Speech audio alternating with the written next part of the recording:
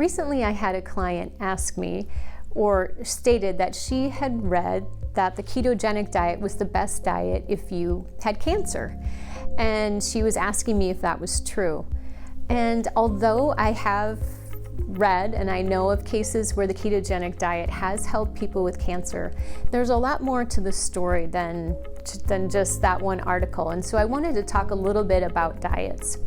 There are a lot of things we read that are very confusing. We see studies where, like this woman that you read, ketogenic diet is the best diet if you have cancer. And then you look at people who go to some of the clinics, say there are many in Mexico, to get cancer treatments. And what they're doing looks more like juicing and more like a vegan diet. And there are studies that show that works too. And so how do we decide what is the best way?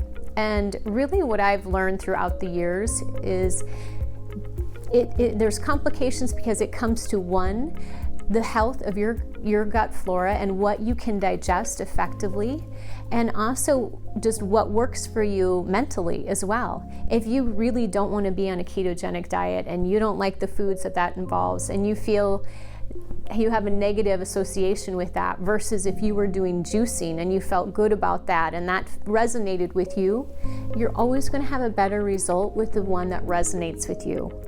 But other than just that, it also comes down to how, like I was stating, you are going to break down, say if you went the ketogenic diet, which is a higher fat diet and eliminating carbs for the most part. But what if your body wasn't breaking down those fats? What happens then if your body wasn't able to break down those fats is you're going to create more inflammation. So what I want people to know is the reason why you can have studies where it shows that works, and then you have studies on the other opposite end of a diet and that works too. When we tease all those things out, whether it's the paleo diet or the Mediterranean diet or the vegan diet is the best diet or the carnivore diet, what works for all of them across the board, if you look at all of those, what those various diets have in common is one, they remove refined processed foods. They have whole foods. They try to all do organic, and they also use sourced meats that are organic, pasture-fed, beef, organic eggs, things like that. So taking out chemicals and toxins as much as possible, using clean sources of your food, that is the one common denominator of all these diets.